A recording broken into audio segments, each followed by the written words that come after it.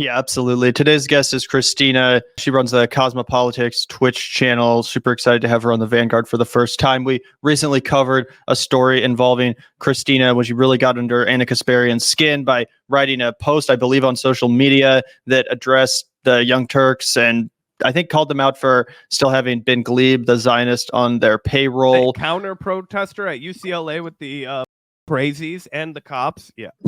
Yep. And in Anna's pretty triggered, fiery, impassioned response to Kristina, she was very, very insulted by this message, and also said that, Kristina is someone that she's talked to in the past, maybe had some sort of friendship or relationship with. It was something I was confronted with yesterday that was so deeply insulting, not just to me, but to my team, the people who work hard every single day to put the show together.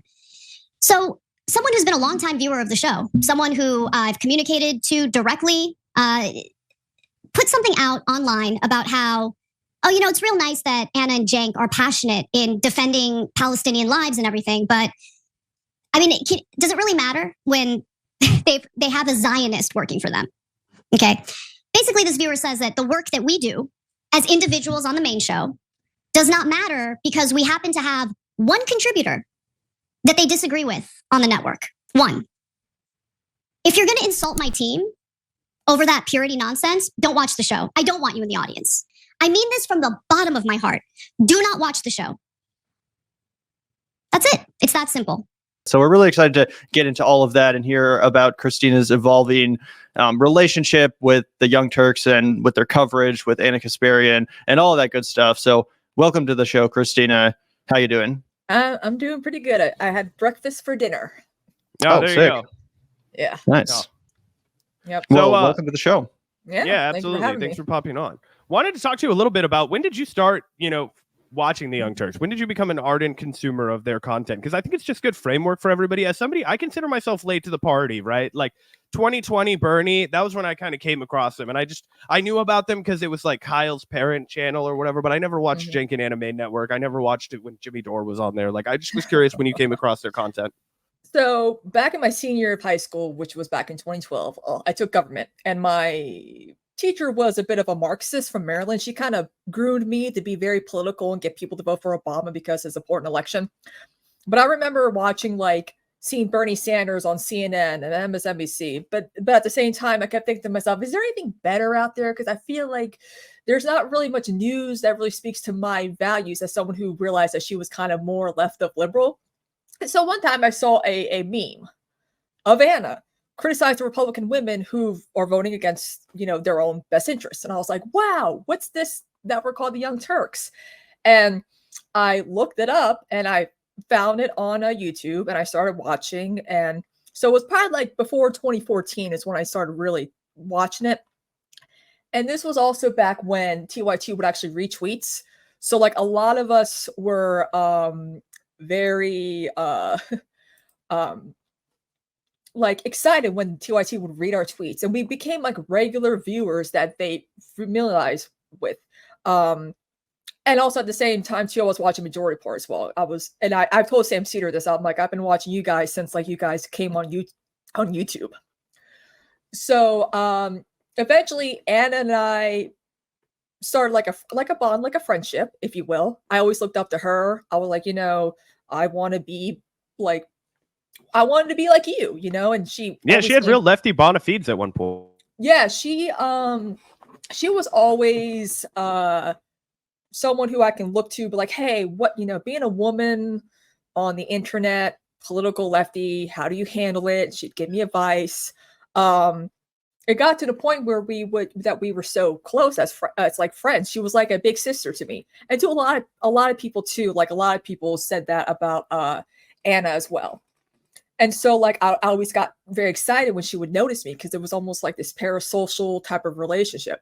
But I always felt like it was more because I was there for her when Jimmy Dore bragged about, what he was doing to her.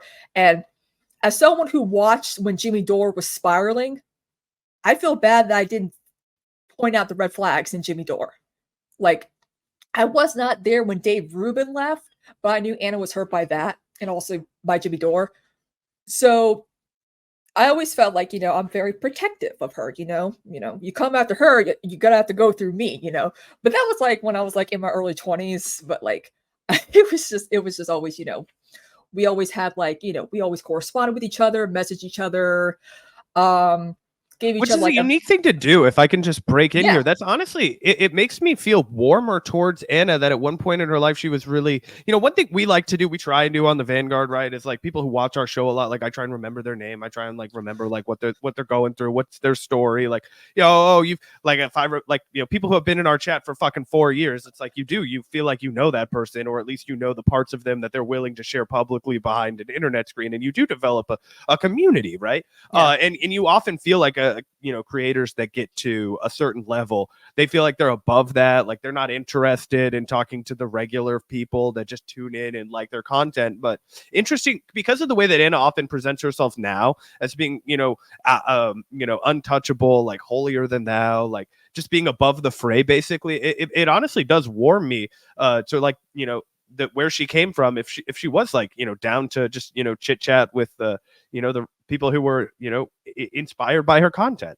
Yeah, and that was always, something that I like to like flex about. I was like, wow, Anne and I are like talking to each other, and where like, and she would even like point me out during like the live show at times, like, oh, she's the bae, oh, this, and there was even a few times where Anna would mention me about like how I was there for her for certain situations that were a bit like, like again, like I mentioned the Jimmy Dore thing or like the Dave Rubin thing, like it, and this is why I had the issue with the whole Ben Gleib thing, but I'll get to that later.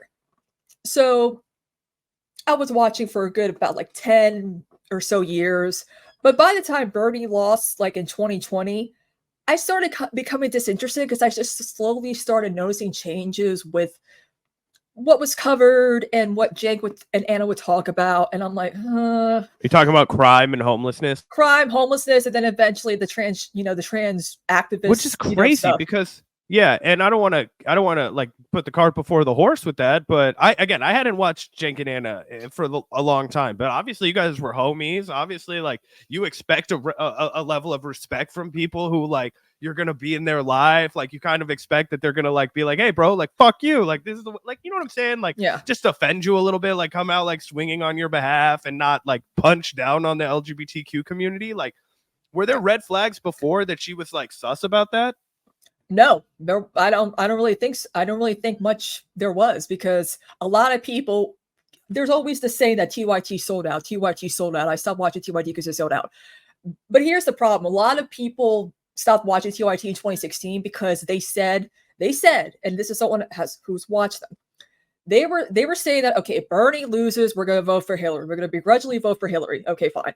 But then so many people are like, oh, they sold out to the Democratic Party. I'm like, no, they did what they said they were going to do. Why are you mad? Like there are fair criticisms of TYT. But when the idea of them like selling out, I'm like, I don't really think it's a sellout. It's just their experiences maybe have changed, like their views on certain things, like with Anna and crime and homelessness. Like, I get it. Like, I get, what happened to her, and that shaped her views. I honestly, I don't trust cops, because I've had my house robbed, not here, but multiple times. And cops were like, yeah, they didn't leave fingerprints probably, so we're not going to do anything about it. So dude, a drunk asshole just destroyed my car, and the cops were like, oh, buddy, your car is not worth enough money for us to look into that. And I was like, that's seriously what it is? They were like, oh, that's probably a $10,000 vehicle. That's probably not something that's gonna. I was like, oh, is there like I called, I was like, is there like a case managing officer? Like, is there somebody I could talk to? Because they made me file a police report anyway. It's like, you're going to roll with the pigs, you might as well get dirty. You know what I'm saying? It's like that scene in The Big Lebowski where they're like, we got a whole team of detectives working on the case. Yeah. And they're just laughing in the yeah. Before we get into all of the, various ways in which TYT has kind of lost the plot, I did want to, kind of drill down a little bit, Kristina, with your whole relationship to Anna Kasparian, because when this whole video came out of Anna clapping back essentially and getting really upset over this. I'll throw it up on screen. We don't have to watch it, but she was pissed off. And when I saw this, I kind of just figured that it was some random viewer that wrote in, probably pissed off and said, fuck you, Anna, you guys are sellouts or something like that. I did not realize until, more details came out from your Twitter account and from other people in our orbit that, shit, I didn't know until you said in our chat. Yeah, I didn't know this was you, and I didn't know that Anna was responding to someone that she actually had a friendly relationship with, someone that, as you said, had been there for her during tough and trying times. And she was there for me too. And this is the thing, guys. A lot of people are like, "Oh my God, you must hate." I don't hate her. I have no hard feelings or anything like that. It's just, to me, it was just a misunderstanding. Like, it was not about her or her team or anything. It was mostly Jake, because I think Jake is the one who does the panels with Ben. Right. Where they're exploding at each other. And I'm like, I can't stand it. Yeah. Well, it's just weird. I think it's kind of indicative of whatever is going on with Anna. The fact that she took this so personally. Bro, she calls you mentally delicate. What the fuck? Yeah, it's crazy. And at first, like I said, I kind of just figured you would think this is funny. LOL, I triggered Anna. I had no idea that this is actually someone who you had had those experiences with. You'd been there for her. She'd been there for you. You were friendly. You looked up to her. So it totally makes sense now when I see your tweets and you're like, actually, this was like really hard on me to see Anna Kasparian say this, to use this kind of language to describe me and to come at me with this kind of vicious clapback when I don't really believe that you were being that rude in the first place, offering some constructive criticism perhaps, but that's your right as a longtime viewer, as it is anyone's. So I just think it's really indicative of whatever's going on in her mind. Clearly, she's just totally lost patience with her critics, specifically from the left, and now just lashes out at the entire left whenever she's given any opportunity. Yeah, and I know Twitter accounts, people who watch TYT, people who are smart. Like, people who are very smart and they know politics and nuances way better than me, by the way. And these people deserve all the credit. They would watch segments from TYT and break down, but no one really would follow them. But they're really good accounts that like point out like, oh, here's the breakdown of what they're talking about in this segment. And this one person said, I went to watch segment on TYT. It was the same stuff. He said, he was like, they're punching left, making fun, bemoaning about the left criticizing them. Like just like the same, the same stuff that they've been bemoaning about. Like, just have you tried to reach Anna about any of that before this? Because I imagine as like, somebody who is a lefty, you're like, hey man, I actually don't think Rick Caruso is the man for the job in LA. Or like, hey, actually, you know what? I understand it's really easy to blame poor people, but did you ever think maybe they're not the ones that are creating the poor fucked up situation in LA? And that like, if these people could have jobs and lawns and cars to commute, that they would probably choose that lifestyle instead, right? Like, I'll happily concede that there are a few outliers of people who would be like, actually, no, fuck that. I would rather, just be an aimless wanderer. But I think we were looking at like a 99% to 1%. And then, of course, the other elephant in the room, Kristina, is like over the last 2 years, Anna's really committed herself to like this weird position where she's courting the likes of Ben Shapiro and the Adam and Sitch show, where the like number one issue to her, besides homelessness and like fucking crime, is the like scourge of the LGBTQ wokeness, which is ironically happening at the same time that, Gavin and I talked a lot about how we thought these were issues that we kind of left behind in the Bush era after Obama, Obergefell. You live in your liberal bubble, your woke bubble. You're like, yeah, dude, these are the homies. Like, whatever, fuck this. Let's move on. Soldier on like we do in America. They try and do better. And then there was an extreme regression, and it came from people who absolutely should know better, right? Yeah. And it's like, oh, you're mad that you're like filling out a checkbox that says that you're a birthing person capable of giving birth, premenopausal, whatever, as a way of like being inclusive. Like, inclusive language at the doctor's office is now some sort of like problem. Very stark pivot from a progressive news outlet. Yeah, that's something, and I like mentioned that to her as well. And I'm just like, why even bother? Like, the terms are not really a big deal. Even like people in the trans community are like, whatever, birthing person. Moving on, there's bigger issues to be concerned about than like terminology that that's more like based in science or whatnot. But like, it was just, and then what hurt me, and I kept silent about this, but I was talking to her about it, seeing so many people who were trans, say like, why are you guys doing this? Like, why are you guys saying this? And I was like, I was like, this is not that pleasant to discuss, with, her at times. But like, I'm assuming there's probably a difference between California, like left-leaning folks, and New York left-leaning folks. Maybe I'm wrong, but it just seemed like, it's like, I don't know how to describe it. Bro, I'll tell you, I've been in New York for a week, right? And I've gone all over this motherfucker, and I've seen nothing but piggies fucking everywhere, man. I tweeted out, it was like old McDonald's fucking farm out here. You'll be walking down the streets of Manhattan, you'll just see like 18 fucking cops. You'll be going through the subways, there'll be like 8 cops standing there for no fucking reason, right? Yeah, it's just stupid as hell. But it's like also the fear-mongering about crime. Like, you go to LA, Anna wants to fearmonger about crime. It's like, bro, you don't go to the areas where you would be unsafe in LA anyway. You just saw poor people and you freaked out about it. You know what I mean? Yeah. Yeah. Go for it. Sorry. And there are times where she would ask my opinion about like a debate she did, and I'm like, yeah, you did. You like that first debate she did with Ben Shapiro, like at like some college, which really stood on her own. Like I was like, yes, that was really good. That was a really good debate, and I people don't understand. Anna can be a really good debater. She really can. Like, she really sticks to her points. She has facts. She has data on her side. Like, she does her research. She's been on the mic for 20 years. She's extremely polished. Yeah. And I wish I could be like that, but no. Same here, bro. Oh, yeah. I fucking wish too. Yeah. So, like, but there were times where, I would tell you might want to step back and, like, not, it might be harmful to certain people when you say certain things. I'm just looking out for you. But, she's her own person. She's going to do what she wants. She's a grown adult. That was my big sister for a while. So, Yeah, that's interesting. Well, I mean, what do you think it is specifically, or do you have any theories about what's really inspired the kind of ideological pivot from TYT, but specifically from Anna? It almost seems to me that she's the one that's really hung up on a lot of these issues, and the Jinx kind of, following her lead to protect her in some cases, not to just totally blame her, but it really seems like she's the one that's irked by the progressive left lately, specifically the trans activists and, people like that who she views as like too radical or whatever, which is kind of why they've rebranded as mainstream progressives and all that stuff. My main kind of quandary is whether or not it's whatsoever a genuine ideological shift where, maybe they're getting older, maybe now that they're richer and more elitist, or is it really just an attempt to chase newfound popularity, newfound viewership in the wake of the kind of implosion of Bernie's movement? It might be a combination of all those things, to be honest. That's all, because there are people who give her the nickname Anna from the HOA, and I'm like, God, guys, please don't say that about her. But okay, whatever.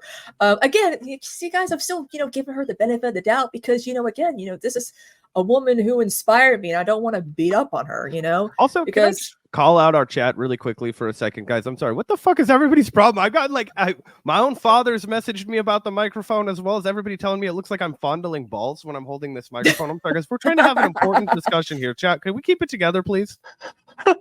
Focus. Anyway, go on. Yeah, but I think it's a combination of all those things. I think, Anna lives in a nice community now. Jenks always been pretty wealthy, but I don't think he's really one to like live. I've seen Jake broadcast some selfies from home. I know he's living in a gated community. You can't know Orange County from me, pal. Yeah, I mean, I like the only time I see Jenk, like there are times where he's like live streaming or doing his she's just like a TYT background. I'm like, are you like doing this show from the basement? Like, what's going on here?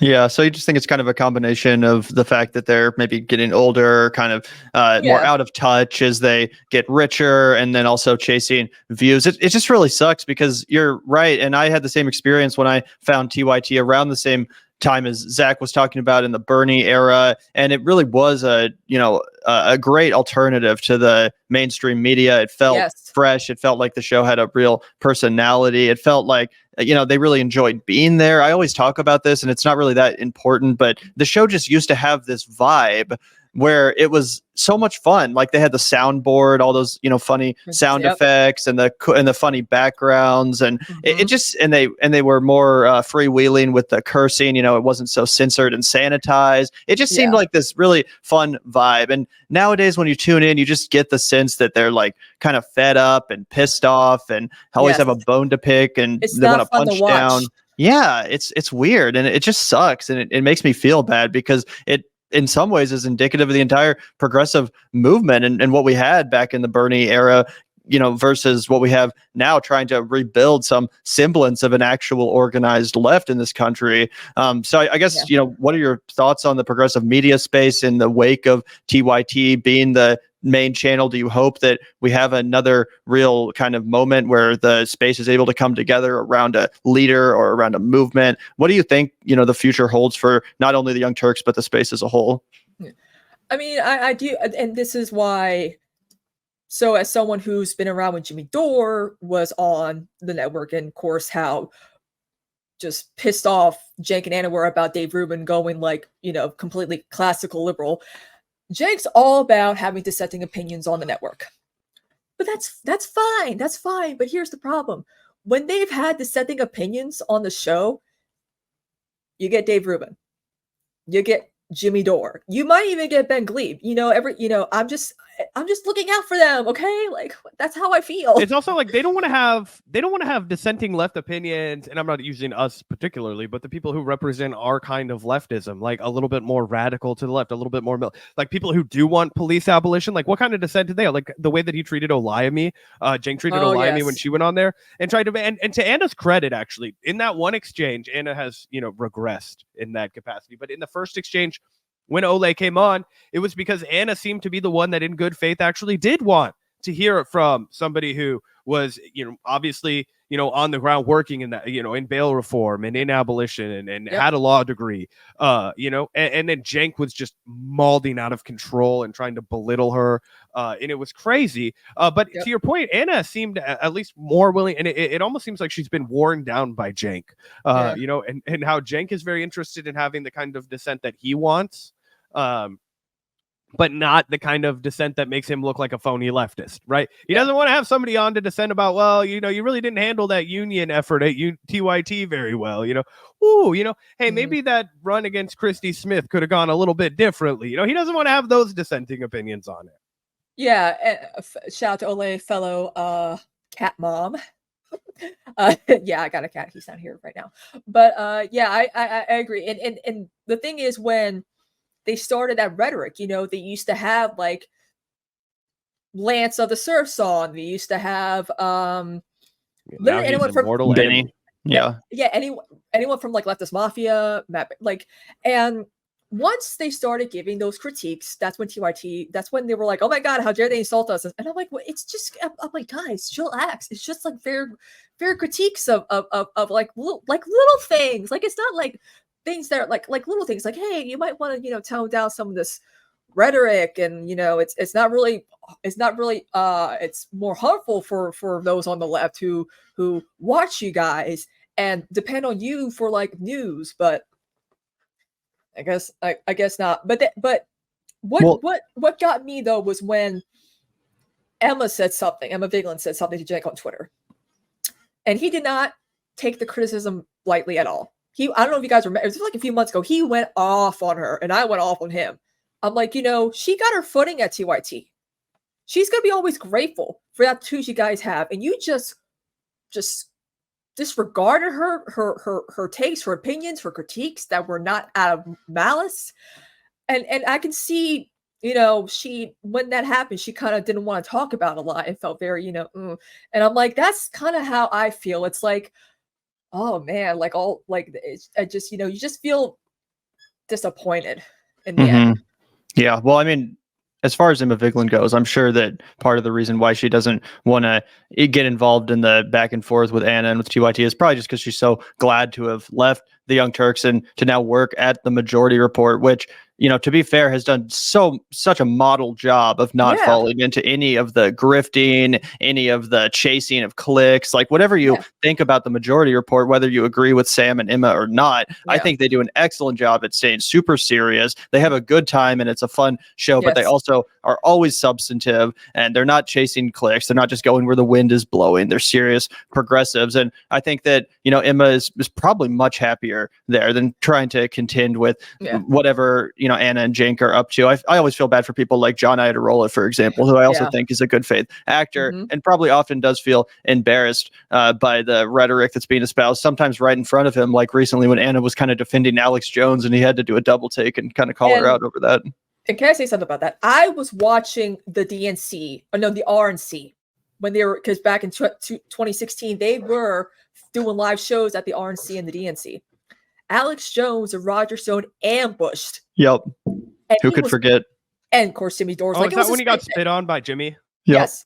Just water. It was not a spit take. It was actual spit in his face. But what? Yeah, right. That's what Jimmy, he lied. We asked Gavin actually was, I think, the first person ever to ask Jimmy about that, and he lied to our face about it. Oh my God. We should have pushed back more.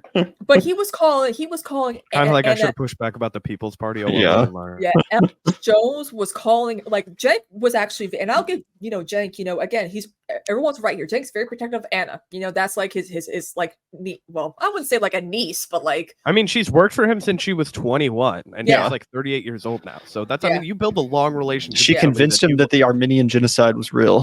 I know. Oh my God. Dude, imagine, can we have to put a pin in that, but it can never go forgotten that Cenk hired a young Armenian 21-year-old to like gloss over the fact that he named his network the Young Turks. I also think that might be part of the reason why he got so defensive over the Ben Glebe criticism, is because she's like, well, I changed one genocide defender's mind already. I can change Ben Glebe's mind too, although we all know that's not going to happen. I remember during that whole debacle at the RNCs when Cenk was keeping his cool, but then of course, you know, Anna was yelling at Alex Jones, telling him to fuck off, you fat fuck, and blah blah blah blah blah. And then Alex Jones called her Jihad Jane, and Cenk went off on him, and rightfully so. So I'm like, don't be giving Alex Jones any credit. I'm like, I don't forget. Oh, do you really think you could call Alex Jones an anti-Semite? I mean, do you think that's fair? Oh, like, he's anti-Hitler, but like, come on, people. He drew a hard line. He told Nick Fuentes you couldn't say Kanye. He said you couldn't tell Kanye that you loved Hitler. Kanye, come on. I mean, Ben Shapiro was like, I don't care if you are anti-Semitic, as long as you're cool with Israel, you are a friend to me. Which again, I just that's a whole other can of worms. But like, that's like, you know, it's the same, like similar situation. Like, it's like, come on, people, seriously, we're not going to give credit to Alex Jones or any of those. To Alex Jones and David Duke. Yeah.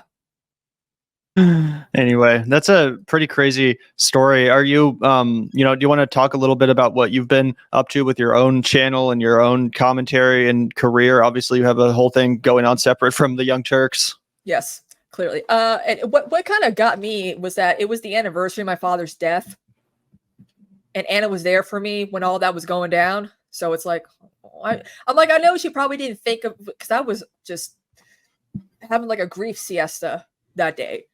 But it was just so weird when I was getting all the, like, people were like, oh my God, she's talking about you. Is this about you? And I'm like, guys, I'm trying to mourn my dad. I'll deal with this tomorrow. And then I did. I was like, oh. But for those who don't know, content creation is not really my main source of income. I help my mom with her house cleaning business. But I stream on Twitch most days. I've kind of been busy. But I'm slowly getting back into streaming again because I also animal sit, and some places do not have internet. But for those who are interested in movies too, I host a little movie podcast on YouTube called Movie Night Extravaganza. Oh, nice. That's awesome. Yeah. And we're going to be going over, it's a movie about the son of Sam with Dan and Bam from Power Report.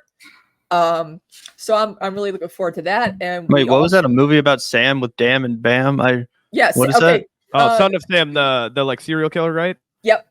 Oh, interesting. I'll have to check that out. Yeah. So I never heard of it. 8 p.m. Eastern on Tuesdays is when we do them. And usually, sometimes we might do a Friday stream.